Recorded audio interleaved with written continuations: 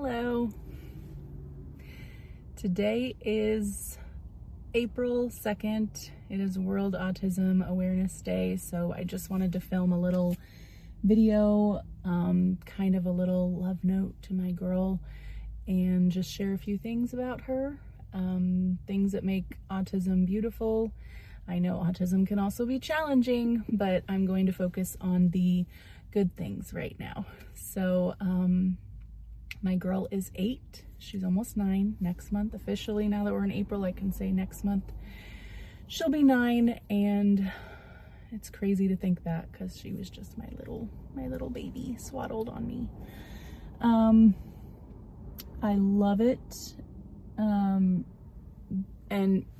I love the fact that when people see her, they tell me that she's like a copy and paste of me, and that just brings me so much joy because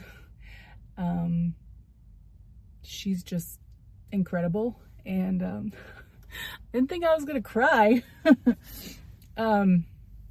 So I take it as a huge compliment when people think that she is my mini-me. We were walking in Walmart last weekend, and this lady was on her phone, just walking through Walmart, talking on the phone, and she saw her and I walking, and she stopped and she's like, "Whoa, she is your mini-me." And and then she just kept walking, and she turned back around and she said, "Your genes are strong." So I thanked her, but it was funny because it was like she was just glancing around and she was like, "Whoa." So I love moments like that. So anyways, just a few things about my girl. She could read before she could talk. I would take her to the library when she was a baby, and I would see her skimming the pages of books, and I had a feeling that she could read already, but I knew she could read when she started talking. One of the first words she said was she brought me a flashcard, and it said quail, and she said, "Quail." And I was shocked because that's a very difficult word to know the QU sound, and for somebody who just started speaking.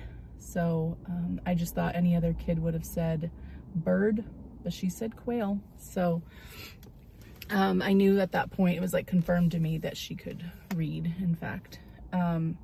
So she's gone through many different special interests, obsessions. The alphabet always seems to stick. She also loves fruits and veggies very much. Not eating them, but learning about them and talking about them. Right now, she's very into, makes me happy because I'm an English major. My degree is in English. She's very, very into beginning blends, digraphs. She's been talking about diphthongs now. She has 100% in her reading language arts class, and she's been getting 100% on nearly every single spelling test that she's been taking. So obviously, very proud mommy here. I went to the library a little bit ago. I got her some books, grabbed her my first Mandarin book, even though it's not her first Mandarin book because she's had a few others. And then I grabbed her this French book. So I try to get her some new books every couple days just to kind of mix it up. She always has a stack of books, usually in the back of the car, but we just picked our car up from the mechanic, so her books are inside. So I grabbed her some for school pickup today.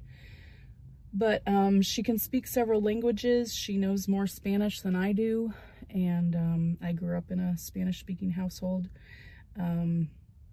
She loves learning, loves learning. She just soaks it all in. She's a sponge, and I'm always amazed with her. I'm in a different spot now. Take 2. I moved, and somehow I ended up in the Goodwill parking lot. Just, I don't know how that happens, but even though we have hard times, I am still, at the end of the day, grateful for autism, and that is because Acacia, my daughter, I can't imagine her any other way. So if she didn't have autism, she wouldn't be who she is. So that's why I'm grateful for autism. And here I am getting choked up again. But it, like I said at the beginning, it does have its challenges.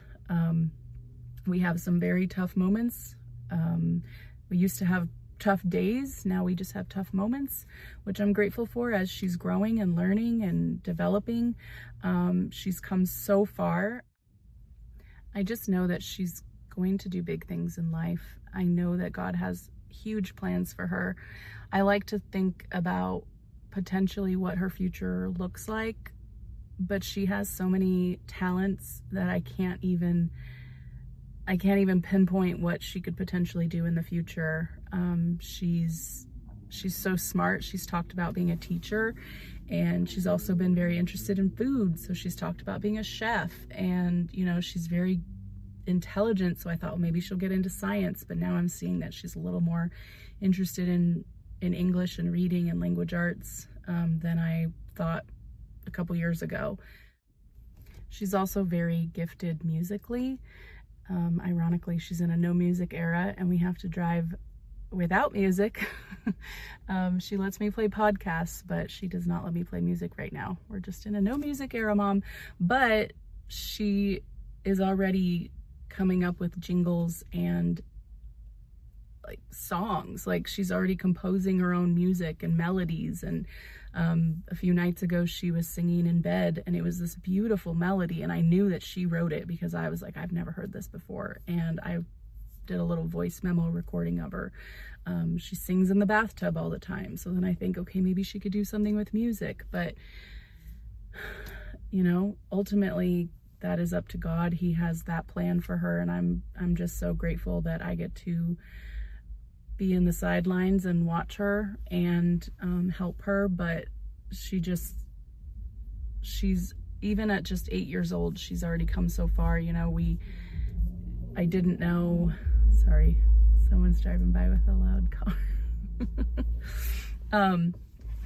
I didn't know if she would ever talk, you know, when I was first being told about autism and she wasn't speaking yet, getting close to her second birthday, I didn't know if I would ever hear her speak. So now to hear her sing and write her own little jingles and melodies, it's incredible. And I'm just so grateful for her.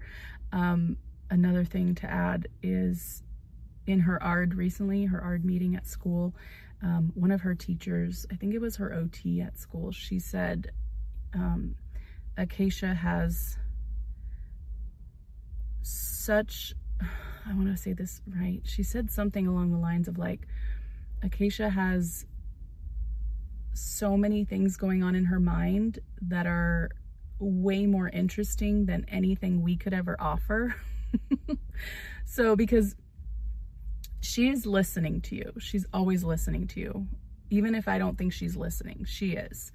But at the same time that you're trying to talk to her and get her to hear something, she's off in her own little world, fluttering about and stimming and dancing and singing melodies, but at the same time she's listening. So the way the teacher said it was just very, I've never thought about it that way, but that she has so much going on in her mind that's way more interesting than we are. So I was like, well, yeah, that's very true. So, but anyways, I just wanted to share the beauty of autism. I know I'm kind of like all over the place right now, but she's just so, she's beautiful, she's amazing, she's intelligent, she's happy, oh my gosh, she's so happy. She is always just giggling and laughing and just the happiest little girl, and I'm so glad. Basically, when it comes down to it, I am so grateful for her. I am so grateful that God chose me to be her mommy. I am grateful that she's the most adorable thing. So I'm just grateful that she's mine, and I get to see her grow and I get to see her learn. I am always going to be here to be your biggest advocate, and I will fight for you. And you're gonna do amazing things. You already are, but I know that you've already taught me so much about life. And I'm just so grateful for you. I cannot even imagine my life without you. And I know that you're just incredible. Okay, Sheree, mommy loves you.